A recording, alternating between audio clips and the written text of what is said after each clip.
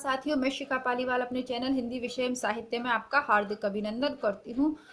आज हम आधुनिक काल से संबंधित 50 महत्वपूर्ण प्रश्न इस टेस्ट पेपर अथवा प्रैक्टिस सेट के अंतर्गत देखेंगे। हिंदी साहित्य के आधुनिक काल से संबंधित यह वह प्रश्न है जो विभिन्न प्रतियोगी परीक्षाओं में बार बार पूछे जाते हैं, चाहे केवीएस, एनवीएस, DSSSB सहित नेट परीक्षा और असिस्टेंट प्रोफेसर भर्ती परीक्षा, सभी के लिए यह समान रूप से उपयोगी है। एक भी प्रश्न ऐसा नहीं है इसमें जो पूर्व की परीक्षा में न पूछा गया हो और आगामी परीक्षा में आने की संभावना नहीं हो। ये कुछ इस तरीके के प्रश्न हैं जो सब जगह हमें नहीं मिल सकते, यानी कि बहुत सी आप सोचे कि कोई भी गाइड आप पढ़ लेंगे तो ये प्रश्न मिल जाएंगे, जी नहीं। इन प्रश्नों का संकलन आपके लिए बहुत जगह से खोज कर किया गया है, तो ये बहुत ही महत्वपूर्ण होने वाले हैं। वीडियो को पूरा देखना है, स्किप नहीं करना है। और आज हम 300 से लेके 350 नंबर तक के प्रश्नों को आज के टेस्ट पेपर नंबर 7 के अंतर्गत हम सॉल्व कर रहे हैं। 6 टेस्ट पेपर तक हम 300 प्रश्न सॉल्व कर चुके हैं, जिसमें आदिकाल, भक्तिकाल, रीतिकाल के प्रश्न हैं और एक आधुनिक काल का भी प्रश्न पत्र हम सॉल्व कर चुके हैं। लेकिन आधुनिक काल काफ़ी विस्तृत है, तो उसके जो महत्वपूर्ण प्रश्न हैं उनको आज के इसमें भी हम देखेंगे। बहुत सारी बातें आपसे करनी है, कुछ आप लोगों को कन्फ्यूज़न हो रहा है, वो बाद में। सबसे पहले कम समय में 50 प्रश्न कितने कम समय में कितनी जल्दी हम सॉल्व कर सकते हैं, वो आज हम सॉल्व करने का यहाँ प्रयास करेंगे। क्योंकि अगर व्याख्या सहित सॉल्व करवाने की मैं बात करूँ तो इसमें जो भी प्रश्न हैं इसको हम हिंदी साहित्य का इतिहास पुस्तक के रूप में अपने चैनल पर पहले ही पढ़ चुके हैं। तो जो विद्यार्थी शुरू से कक्षाएं अटेंड कर रहे हैं उन्होंने हिंदी साहित्य का इतिहास पूरा कर लिया होगा। उसमें आदिकाल लेखन परंपरा से लेकर आदिकाल, भक्तिकाल, रीतिकाल, आधुनिक काल, सारी पद्य की विधाएं, प्रगति, प्रयोग, छायावाद जो भी है वो, और सारी गद्य विधाएं, नाटक, निबंध, आलोचना, सबका क्रमबद्ध विकास हम अपने चैनल पे पूर्व में पढ़ चुके हैं। अब जो नए विद्यार्थी चैनल से जुड़ते जा रहे हैं, जैसे कि आप लोग बहुत सहयोग कर रहे हैं और जिस प्रकार हमारा परिवार बढ़ता जा रहा है, तो मुझे पूरी उम्मीद है कि कहीं ना कहीं आप लोगों के विश्वास और सहयोग का ही परिणाम है कि आप इन वीडियोस को अधिक से अधिक शेयर कर रहे हैं। और जो भी भाई बहन जिन्होंने इस चैनल को सब्सक्राइब कर रखा है, ठीक है, जो अपनी कक्षा में या अपने मित्रों को अथवा अपने रिश्तेदारों को इस चैनल को सब्सक्राइब करवा रहे हैं और स्वयं भी अपनी तरफ से जो मेरे लिए प्रयास कर रहे हैं, उन सभी लोगों को मेरा जो है मैं हार्दिक उनका अभिनंदन करती हूँ, प्रणाम करती हूँ, नमस्कार करती हूँ। इसी प्रकार सहयोग करते रहिएगा। कमेंट बॉक्स में अवश्य आप लिखिएगा, यदि आप मुझे सहयोग कर रहे हैं, इस प्रकार मेरे वीडियोस को आगे शेयर कर रहे हैं तो मुझे बताइएगा ज़रूर, ठीक है।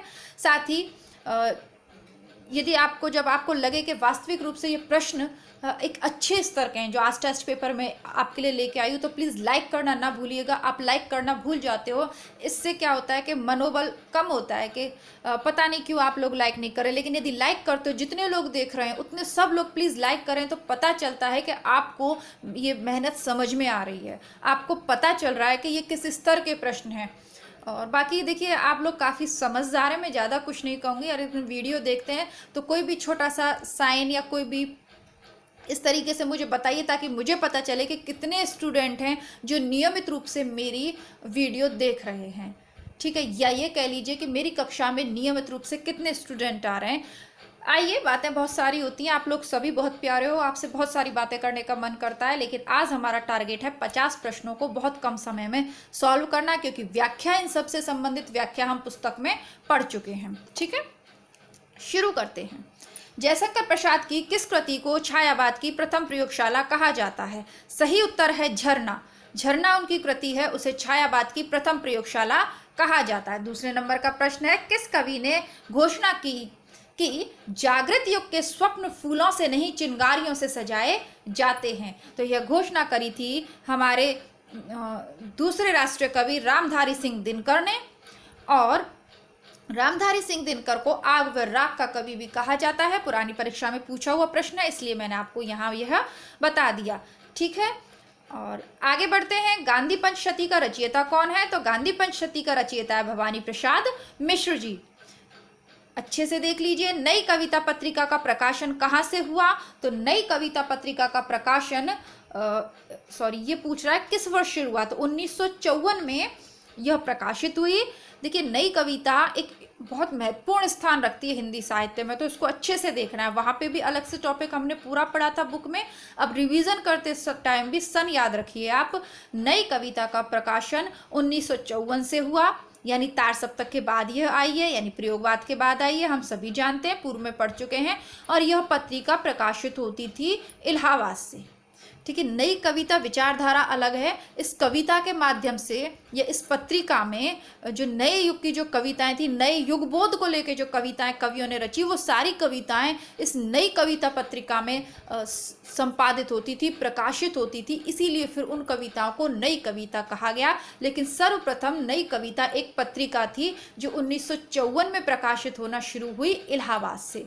ठीक है, आपको जैसे कि मैं ये टेस्ट पेपर सॉल्व करा रही हूँ, इससे संबंधित आपको जो भी प्रश्न और आपके मन में आए, जैसे ये जो करवा रहे हैं कोई भी आए, उसको नीचे कमेंट बॉक्स में लिख दिया करिए। उससे होगा क्या, आपका वो पक्का हो जाएगा। साथ में अन्य भाई बहन जो अन्य भाई बहन तैयारी कर रहे हैं उनको भी कुछ हेल्प हो जाएगी। और अपने मन में ये भावना ना रखें कि हम ज़्यादा से ज़्यादा पढ़ लें, सबसे बेहतर हम पढ़ लें, क्योंकि देखिए नौकरी किसकी लगेगी फाइनली, ईश्वर किसको क्या देगा, ये सारी चीज़ें ना ईश्वर डिसाइड करता है, हम डिसाइड नहीं करते। इसलिए अपने मन में ये भावना ना रखें। जो अच्छे से अच्छा मैटर आपके पास है, ज्ञान का प्रसार करने की कोशिश कीजिए, संग्रह करने की कोशिश मत कीजिए कि बस संग्रह कर लिया, लेकिन उसको अपने लिए ना सही दुनिया के लिए यूज करने की कोशिश कीजिए। और आप सब लोगों ने मुक्तिबोध की कविता ब्रह्म राक्षस को पढ़ा होगा, उसके बाद आपके मन में ये कंफ्यूजन नहीं होना चाहिए।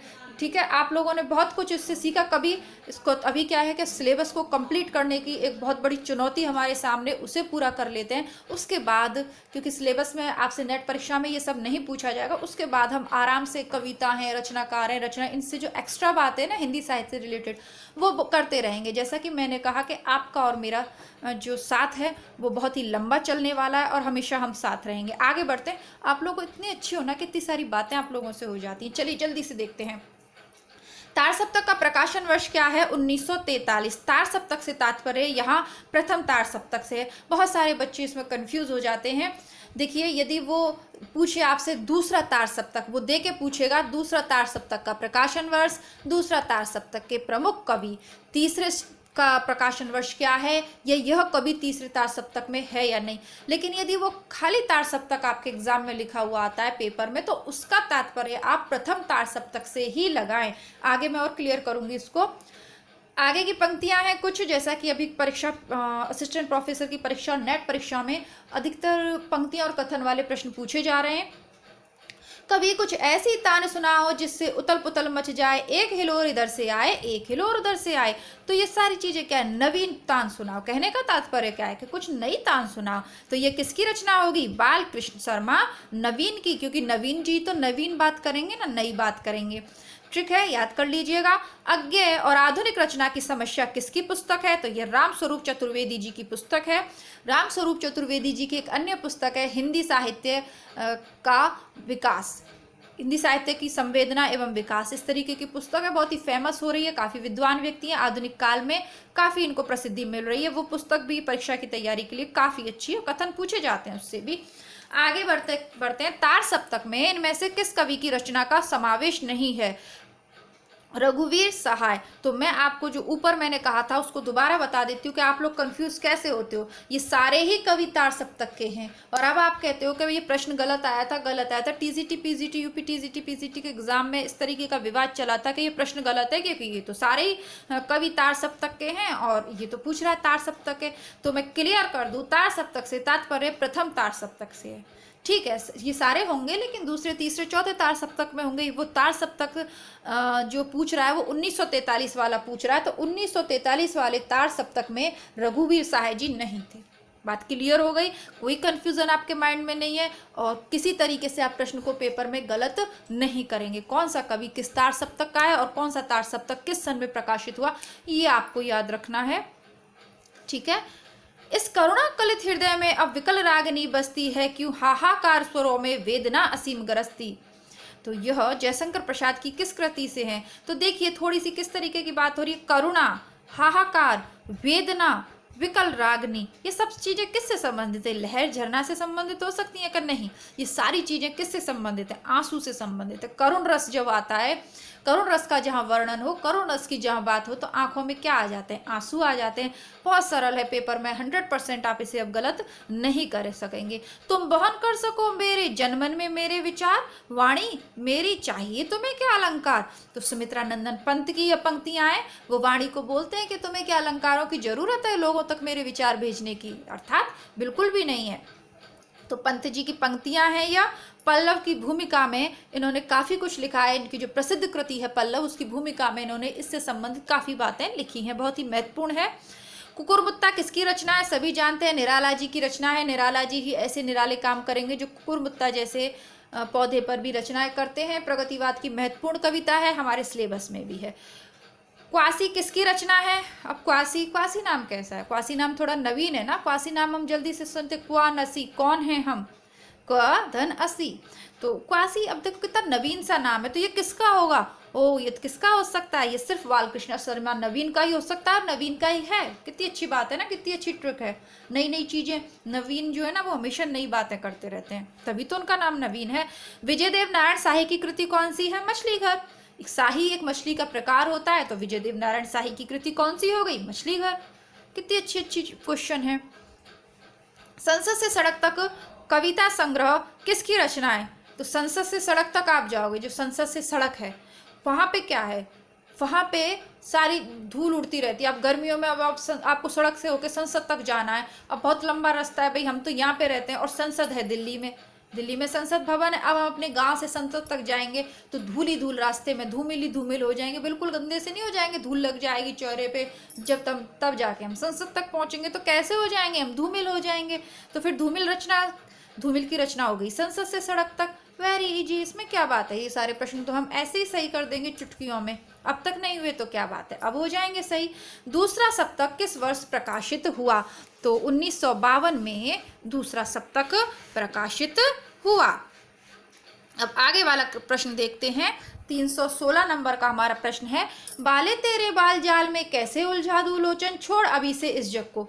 अब जो सुमित्रा नंदन पंत जी की ये रचना है, अब भाई उन्हें प्रकृति से बहुत ज़्यादा प्यार है। वो किसी स्त्री या किसी नारी के प्यार में नहीं पड़ना चाहते। और कोई उनसे आग्रह करती है तो वो कहते हैं कि यार मैं तो प्रेमी हूँ प्रकृति का, मैं तो प्रेमी हूँ प्रकृति का, प्रकृति मेरे लिए सब कुछ है। मैं सारे दिन तो प्रकृति में खोया रहता हूँ, मेरे पास इतना टाइम कहाँ है जो तेरे बालों की ये जो जाल है, ये केश हैं तेरे, इन सब में खो जाऊं। भाई मैं सुंदरता का वर्णन तुम्हारा नहीं कर सकता, भाई मैं नारी की सुंदरता का वर्णन नहीं कर सकता, क्योंकि मैं तो प्रकृति के प्रेम में पागल हूँ। और इसीलिए, क्योंकि ये प्रेम करते हैं ना प्रकृति से, इसीलिए इनको कहा जाता है सुमित्रा प्रकृति का सुकुमार कवि इन्हें कहा जाता है।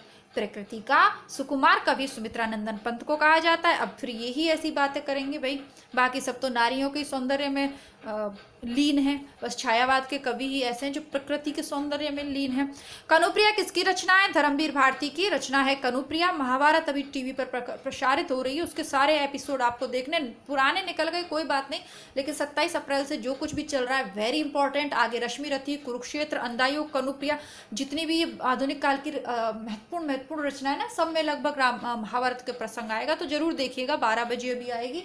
जल्दी से मैं अपना वीडियो कंप्लीट कर लूँ, नहीं बच्चे आके टीवी चला लेंगे, है ना। इन रचनाकारों में से मूलतः गीतकार कौन है? तो बाकी तीनों छायावाद के कवि हैं, गीतकार हैं जानकी वल्लभ शास्त्री। कविता में सामाजिक यथार्थवाद के नाम पर कौन सा आंदोलन चलाया गया? यथार्थवाद का संबंध सीधे सीधे प्रगतिवाद से है, तो इसका सही उत्तर होगा प्रगतिवाद। ये सब हम अपनी पुस्तक में पढ़ चुके हैं, डिटेल में मैं यहाँ नहीं बताऊंगी। नलिन विलोचन शर्मा तथा केसरी कुमार किस बात से संबंधित हैं? ये भी पढ़ चुके हैं। अपने नाम के आगे के अक्षरों से इन्होंने नलिन का न, केसरी का के और ना से नरेश, ये तीनों नाम आप याद कर लीजिए, नलिन विलोचन, केसरी कुमार और नरेश। तो इन्होंने एक तीनों के अपने नाम के आगे के अक्षर मिला के इन्होंने एक वाद चला दिया, अपनी कविताओं को नाम दे दिया नकेनबाज। नागार्जुन का वास्तविक नाम क्या था? तो नागार्जुन का वास्तविक नाम था वैद्यनाथ मिश्र। ये भी हम पढ़ चुके हैं। किस दौर की कविता में ने अंबर के स्थान पर धरती की बात पर बल दिया? अंबर यानी कल्पना लोक, धरती यानी यथार्थ लोक। तो यथार्थवाद का कहाँ हुआ? प्रगतिवाद में। तो वेरी सरल सी बात है, इसमें क्या बात है, ये तो प्रगतिवादी हुआ। इस तरीके से आप थोड़ा सा दिमाग लगा लीजिए। अगर वो आपसे घुमा के प्रश्न पूछता है कि अंबर के स्थान पर धरती, धरती का मतलब यथार्थ से है, ठीक है। तो इस तरीके के प्रश्न जब घुमा के परीक्षक आपसे पूछता है, जाहिर सी बात है वो आपके ज्ञान का विस्तार चेक कर रहा है, उसका कारण है वो आपको वहाँ पे पास कराने के लिए पेपर नहीं बना रहा, वो 100% आपको फेल कराने के लिए पेपर बना रहा है। चैलेंज करना है आप उसको आपको कि यार तू कैसे भी घुमा के प्रश्न पूछ, हम तो बहुत अच्छे से तैयारी करके आए, हम सारे प्रश्न सही करके जाएंगे। ऐसे उसको चैलेंज कीजिए, मन में उत्साह रखिए, उमंग रखिए। सबसे पहले अपने आप में विश्वास कीजिए, हम होंगे कामयाब इस बार और असिस्टेंट प्रोफेसर बनेंगे। नेट तो एक सीढ़ी है, जाना कहाँ है, फाइनली हमें असिस्टेंट प्रोफेसर बनना है। तो इस तैयारी को नेट परीक्षा की तैयारी की तरह ना करिए, असिस्टेंट प्रोफेसर तैयारी की तरह करिए। योग्य बनिए, योग्यता अपने अंदर लाइए कि आप क्लास में खड़े होकर पढ़ सकें। उसके बाद कोशिश करिएगा कि ठीक है नेट की परीक्षा दे रहे हैं, सीडी है, साध्य है, साधन है, साध्य नहीं है आपका, साध्य है असिस्टेंट प्रोफेसर बनना। फिर बातें करने लग गई मैं, ओह आप लोग कितने अच्छे हैं ना। चलिए जल्दी से आगे बढ़ते हैं। भवानी प्रसाद मिश्र की रचनाएं अज्ञे द्वारा संपादित किस सप्तक में है? तो यह भवानी प्रसाद मिश्र की जो कविताएं दूसरे सप्तक में संकलित है। नई कविता के नामकरण का श्रेय किसे दिया जाता है? तो जगदीश गुप्त को नई कविता नामकरण का श्रेय दिया जाता है, क्योंकि इन्हीं की वो जो पत्रिका है ना, वो इन्हीं की थी, नई कविता की पत्रिका थी ना, उसके ये संपादक थे, अभी ऊपर आपको बताया था ना।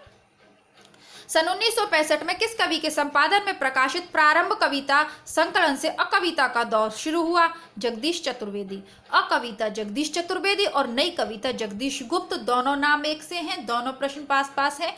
अभी से दिमाग में कंठस्थ कर लीजिए, यदि बात कर रहा है वो जगदीश गुप्त से, तो जो नई चीज होती है ना उसे सब लोग कैसे छुपा के रखते हैं ना, नई चीज को तो बहुत गुप्त रखते हैं ना, जैसे नई गाड़ी भी खरीदते हैं तो कवर लगा के गुप्त करते हैं उसे, यानी कि छुपा के रखते हैं। तो नई कविता गुप्त और अकविता जगदीश चतुर्वेदी, ठीक है। अब अकविता का संबंध जगदीश चतुर्वेदी से और नई कविता का जगदीश गुप्त से, याद हो गया, बात खत्म। आगे बढ़ते हैं। मुक्तिबोध की चर्चित लंबी कविता का क्या नाम है? जैसा कि मैंने आपको बताया, भूल गलती से लंबी होगी ब्रह्मराक्षस और ब्रह्मराक्षस से लंबी है अंधेरे में। तो अंधेरे में यह कविता है, इससे बार बार कथन पंक्तियां पूछी जाती हैं। मुक्तिबोध से 1 से 2 प्रश्न आपसे 100% पूछे जाने हैं।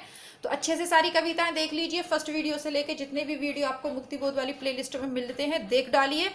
और ये इनकी जो 5वीं इकाई में जो लगा हुआ कंप्लीट हमारे चैनल पे उपलब्ध है, हमारे नहीं अपने चैनल पे, हमारे से तात्पर्य देखिए मेरा और आपका दोनों का जो चैनल है उस पर उपलब्ध है, देख लीजिएगा। नई कविता पत्रिका का प्रकाशन कहाँ से होता है? इलाहाबाद से, पूर्व में देख चुके हैं।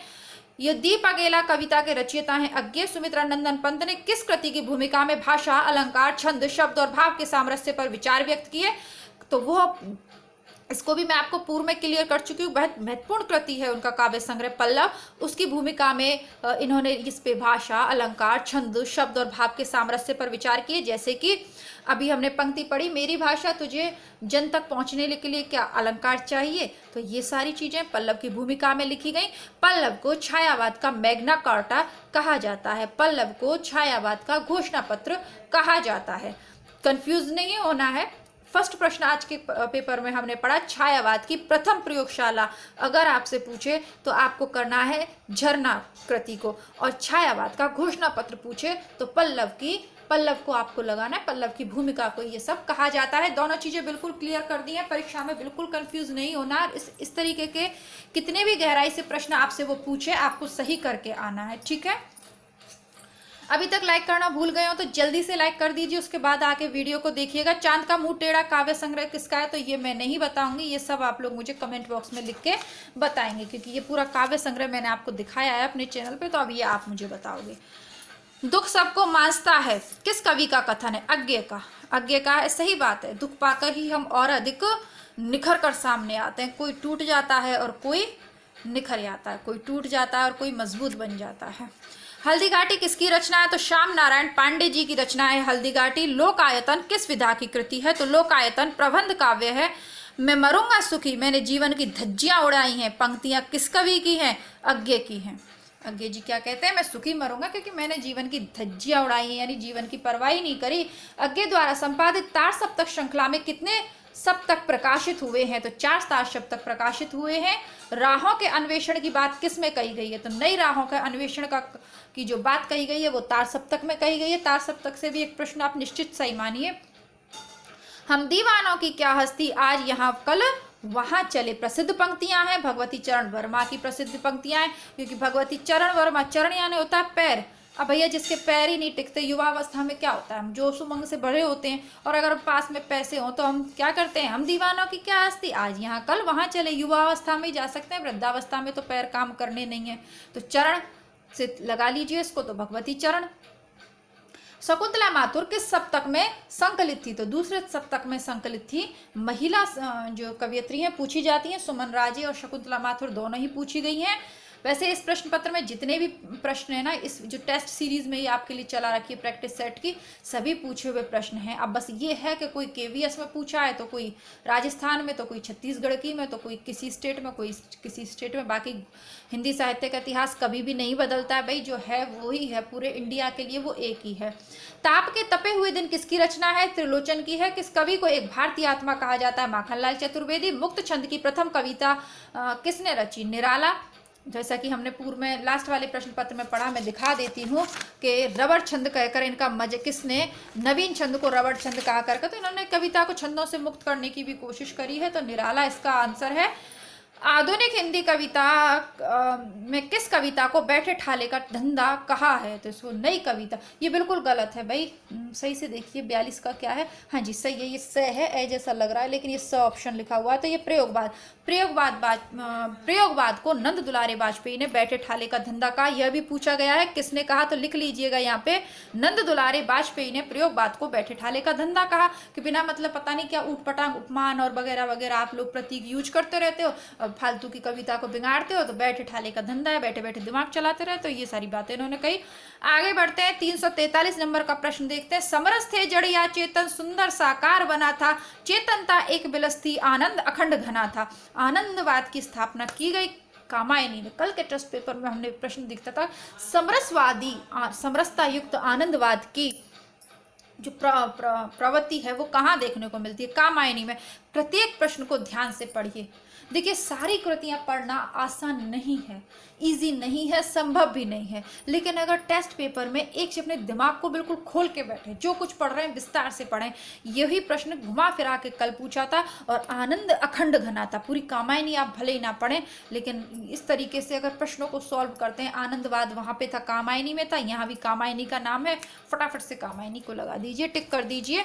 नई कविता के प्रतिमान पुस्तक के लेखक है लक्ष्मीकांत वर्मा। नई कविता के प्रतिमान पुस्तक के लेखक है लक्ष्मीकांत वर्मा। सूर्यकांत त्रिपाठी निराला की बहुचर्चित व्यंग्य प्रधान कविता कौन सी है, कुकुरमत्ता। शिव मंगल सिंह सुमन किस युग के कवि हैं, प्रगतिवाद के हैं। हिमतरंगिणी किसकी रचना है, माखनलाल चतुर्वेदी जी की है। हालावाद का प्रवर्तक सभी जानते हैं, हरिवंश राय बच्चन। कविता के क्षेत्र में आधुनिक मीरा महादेवी वर्मा को कहा जाता है।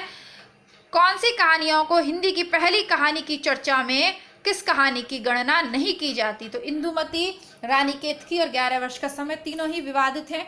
और विवादित से तात्पर्य कहानी विवादित नहीं है, लेकिन प्रथम कहानी किसे माना जाए, जब भी यह विवाद चलता है तो इनकी बात अवश्य होती है, कानों में कंगना की बात नहीं होती।